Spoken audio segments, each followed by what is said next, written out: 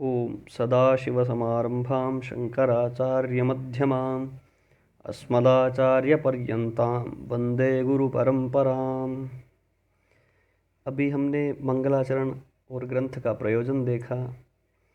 आज हम देखेंगे कि वराह मिहिर ने और अन्य ज्योतिषाचार्यों ने ज्योतिष में जो काल पुरुष के अंगों का विभाजन राशियों के क्रम से किया है वह किस प्रकार से है।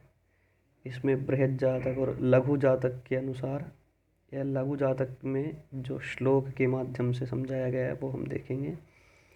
वह है शीर्ष मुख बाहु हृदयोदराणि कटिबस्ति गुह्य संज्ञानि ऊरू जानु जंघे चरणावितिराशयोजाद्याः।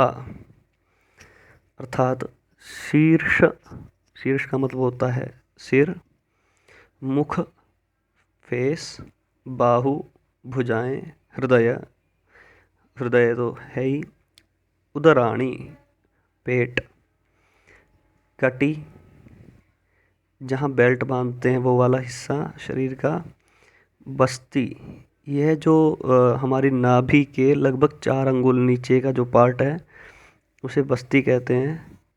गुह्य संज्ञानी और जो प्राइवेट पार्ट है जिसे गुप्त स्थान कहते हैं वह है गुह्य संज्ञानी, उसकी संज्ञा क्या है, गुह्य के नाम से है। ऊरू जानु, ऊरू का मतलब होता है जंघाएं और जानु यहाँ पर ये पैर है। जंघा मतलब दोनों जंघाओं के बारे में बात की जा रही है। जहाँ भुजा आया था वहाँ भी दोनों के बारे में बात की गई थी।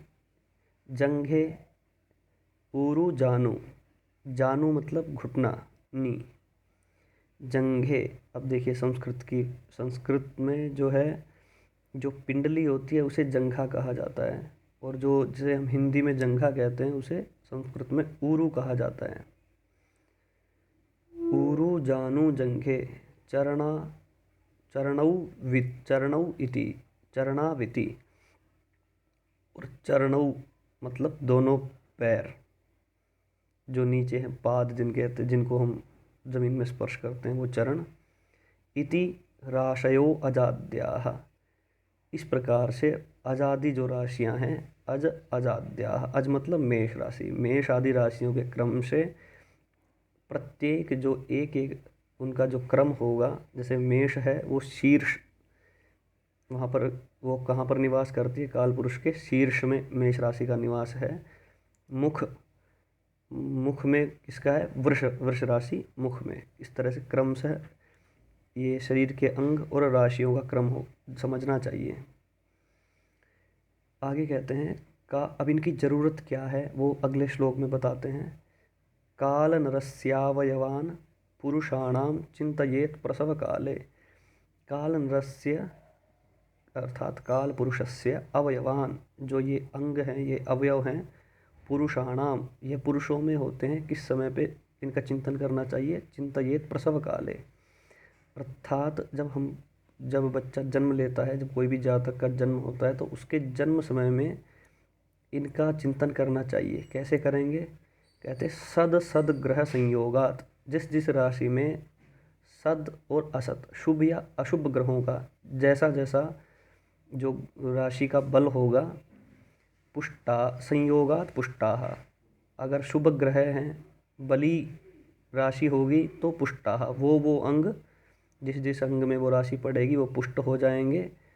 और सोपद्रवास्ते, और अगर वह अशुभ राशि अशुभ ग्रहों का संयोग बन रहा है, वहाँ पर बली नहीं है, तो वह जो है कमज़ोर, निर्बल या विकार युक्त, इस प्रकार के समझने चाहिए।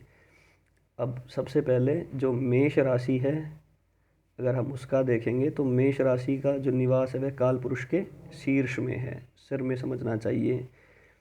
उसके बाद आती है वृष राशि। वृष राशि का जो है शीर्ष मुख में उसका निवास होता है। और तीसरी राशि है मिथुन, जिसका आर्म्स यानी भुजाओं में वास है। और इसी प्रकार से काल पुरुष के हृदय में कर्क राशि का निवास जानना चाहिए। और स्टोमच अर्थात जो उदर है उसमें सिंह राशि का निवास समझना चाहिए।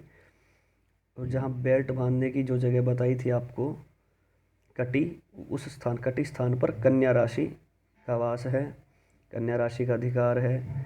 वस्ती, यह जो बेल्ट के नीचे 4 अंगुल नीचे का भाग है उसको, वह तुला राशि के लिए जानना चाहिए। और वृश्चिक राशि है जो गुप्त भाग संबंधित है। धनु राशि जंघाओं में, और काल पुरुष के घुटने में मकर राशि का निवास है। काल पुरुष की पिंडलियों में कुंभ राशि, और इसी प्रकार से चरणों में मीन राशि समझनी चाहिए।